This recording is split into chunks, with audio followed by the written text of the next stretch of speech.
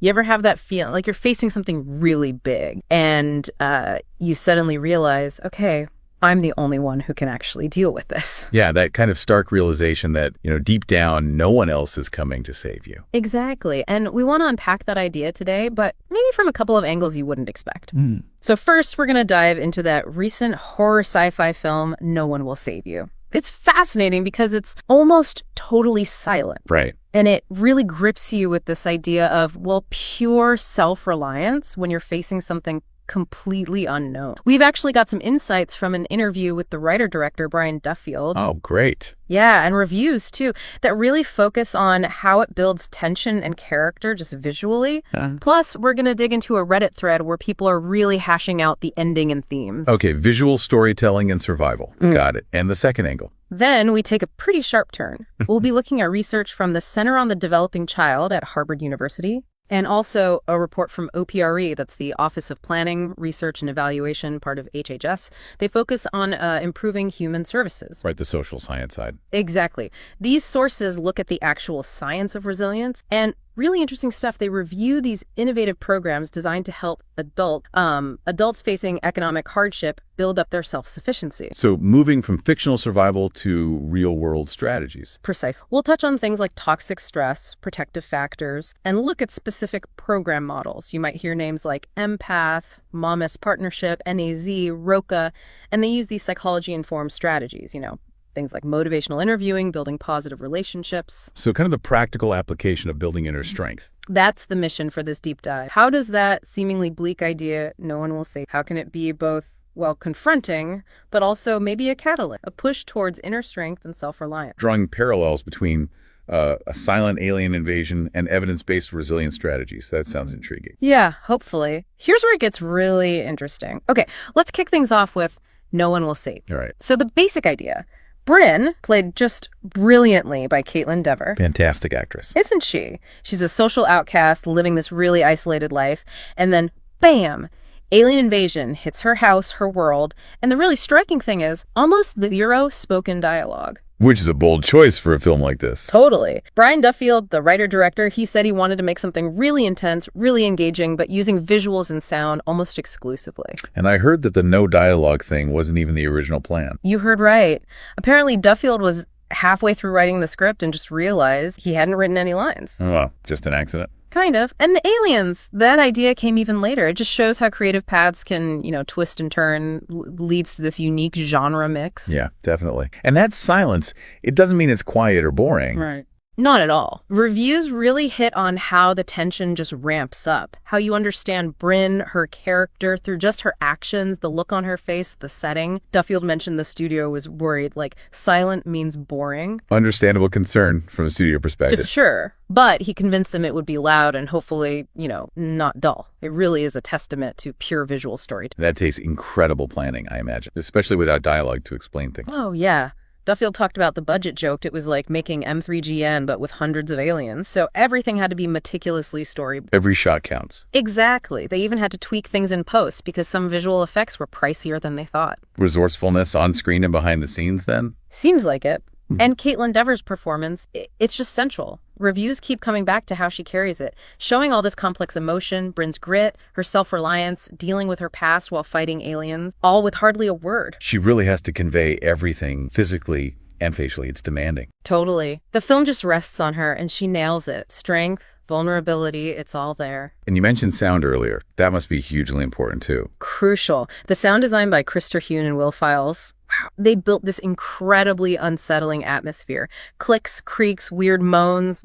That's basically the film's dialogue. So the aliens aren't just silent threats. No, Duffield specifically asked them to create an alien language, something that sounded intelligent but not, understandable English. They even made unique sounds for how the aliens move, like a cool bone radar for their hands, apparently. Huh. So the soundscape tells a huge part of the story. Absolutely. Duffield said it was like a sound designer's dream project. So much rests on what you hear. Right. Okay, so let's shift to those Reddit discussions. What are people saying about Bryn's backstory? Why is she so isolated? Yeah, a lot of the talk centers on that. It seems the town basically shunned her because of something tragic that happened when she was a kid. She accidentally killed her best friend, Maud. Oh, wow. Okay, that explains the isolation. Right, so this deep-seated isolation is why she clings to her house. It's like her refuge, but also it's a prison, a symbol of all that unresolved trauma. And why stay there in a town that shuns her? What are the theories on Reddit? Good question. Some folks speculate maybe she inherited the house, feels tied to it, her only safe space, even if it's lonely. Makes sense. Others think it's the grief, maybe unresolved mental health stuff from the accident that keeps her stuck. Like she can't move on, can't face the outside world. One person said it was like she was frozen in time until the aliens forced her hand. That's a powerful image, frozen by trauma. Yeah. And then the theories about the aliens themselves, they're all over the place on Reddit. Like what? What are they trying to do? Well, some see it as straightforward assimilation, taking over. Others think maybe they're just studying humanity. Less aggressive, more scientific? Maybe. There are even ideas that their whole approach wasn't necessarily hostile, Right. that it was more about like implantation, not just killing everyone. And one really interesting theory was that the aliens kind of felt bad for Bryn, or saw her as an outsider like them, already sort of alien. Empathic aliens. That's a twist, but it lines up with some viewers pointing out the aliens weren't always just attacking, right? Exactly. Some Redditors mentioned moments where the aliens seemed almost clumsy or curious, like one looking at Bryn's model town drawings. Right. Suggests maybe it wasn't pure destruction they were after, maybe colonization, or just understanding what they found. Yeah, it adds layers. And then there's the ending. That's caused a lot of... The ambiguous ending always gets people talking. What are the main interpretations? Big split. Is Bryn living in this sort of perfect Stepford Wives reality, but it's fake, controlled by the A alien? golden cage, basically. Kind of. Or has she actually achieved some kind of inner peace, self-forgiveness, acceptance, and she's just coexisting in this new, weird, alien-run world? The Reddit threads are really divided. Okay, so option A, she got what she maybe subconsciously wanted, a world where no one judges her, even if it's not real. Option B, she genuinely found peace through the struggle. Exactly. Some see that ending as her finally getting this judgment-free zone. Others feel it's unsatisfying, like she gave in. But that second interpretation, that she found peace herself, that resonates. One Redditor commented something like, no one was going to save Bryn from her own misery except herself. Which loops us right back to that core idea, doesn't it? No one will save you. In the film, Bryn literally has no one else. Just her own wits, her own resourcefulness against this massive, terrifying unknown. No cavalry coming. It's all her. A very literal embodiment of the theme. Yeah. Okay, let's pivot now. Let's look at this whole idea through that second lens we talked about. Right, shifting gears to the science of resilience and self-sufficiency. Right. So the Harvard Center on the Developing Child, they define resilience pretty clearly. It's basically the ability to overcome really serious hardship, to thrive even when things are tough. And crucially, it's not something you're just born with, right? Exactly. That's a key point from their research. Resilience isn't fixed. It's a set of skills, capacities, things you can actually build and strengthen at any age. That's hopeful. And they distinguish between different kinds of stress. They do. They talk about positive stress, like dealing with manageable challenges. Sure. Learning to cope with that stuff actually builds resilience. It strengthens those internal coping muscles. As opposed to toxic stress, which is the prolonged, overwhelming kind that can actually be damaging. Precisely. So the OPRE report we looked at dives into how we can use insights from psychology, neuroscience, behavioral science, the brain stuff. Yeah. How we can use that to make programs more effective. Programs helping low-income adults find jobs, achieve real self-sufficiency. They specifically looked at programs trying to boost people's self-regulation skills. Self-regulation, like managing emotions, impulses, sticking to goals. Exactly those kinds of things. The report details this project called Goal-LS, Goal-Oriented Adult Learning in Self-Sufficient. Researchers from Mathematica went and did site visits to 5 different programs. Okay, seeing them in action. Yeah, these programs were all trying out ways to enhance self-regulation, help people reach their goals, and through these deep dives, the researchers identified some key strategies informed by psychology that seem to be really making a difference. Interesting. So what were some of those key strategies? Well, one that came up a lot was motivational interviewing. Can you maybe unpack that a little? What is it and why does it work? Sure. Motivational interviewing, it's basically a counseling style. It's very client-centered, very collaborative. The main goal is to help someone tap into their own motivation to change. So not telling them what to do. Exactly.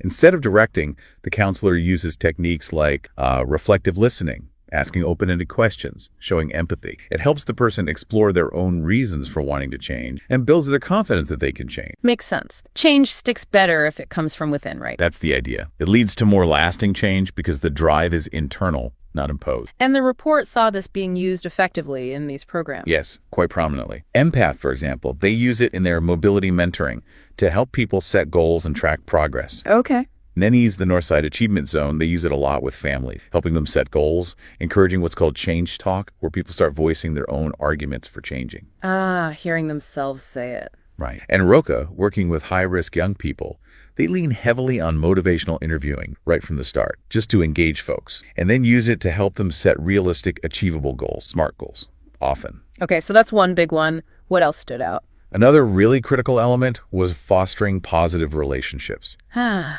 human connection piece. The report really stresses how important trusting relationships are between staff and participants, but also among the participants themselves. Why is that so key? Well, it creates a sense of safety, of belonging. That alone can boost someone's belief in their own abilities, their self-efficacy. They even draw a parallel to co-regulation in childhood. Co-regulation. Yeah, how a caregiver helps a child learn to understand and manage their emotions. In these programs, supportive staff can offer a similar kind of emotional scaffolding for adults.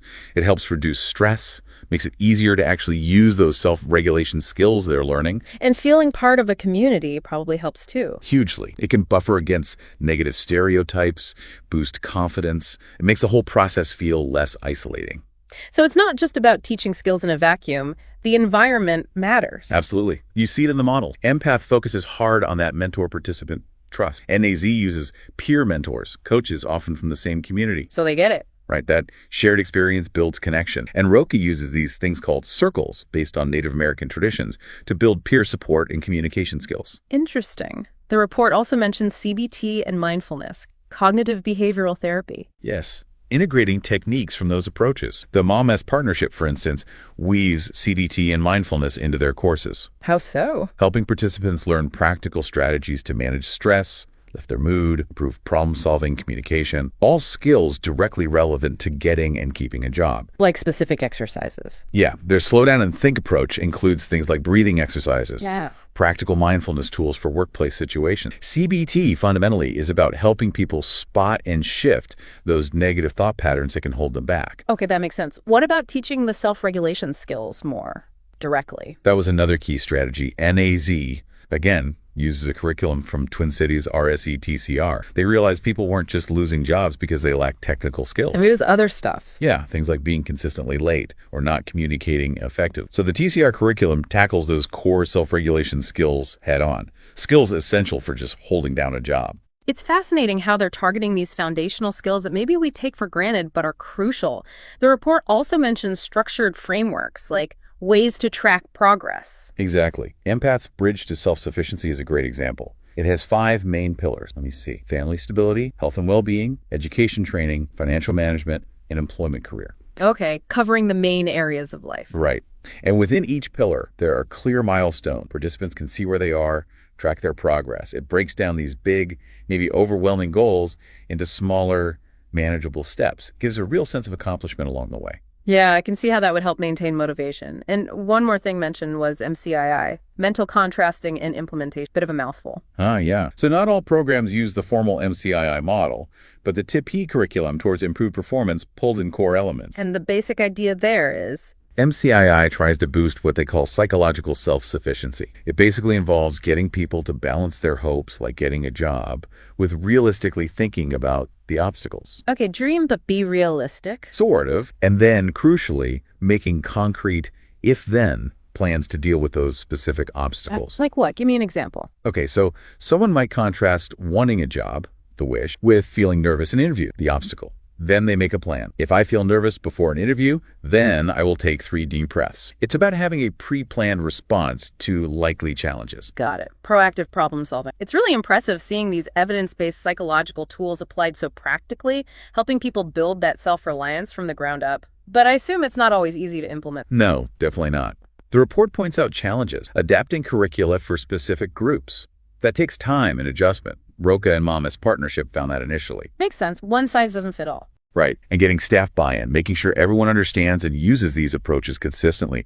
That's a hurdle, especially across different sites or programs, like Empath found in shelters. Yeah, training and consistency are key. And then there's the challenge of making sure the skills learned in a class or coaching session actually get used in real life. That often needs ongoing support, reinforcement, like Empath's scaffolding approach, or NAZ providing support even after someone gets a job. So it's an ongoing process, not just a one-off training. Exactly. But the underlying message seems clear. While there's no magic wand, no one just swooping in to save someone from complex challenges, these programs are focused on equipping people, giving them the internal tools, the self-regulation skills, and the supportive connections they need to navigate difficulties and build that resilience, that self-sufficiency for themselves. It's about fostering that shift, isn't it? From maybe feeling dependent or overwhelmed to having a sense of agency, having the tools to move forward. Precisely.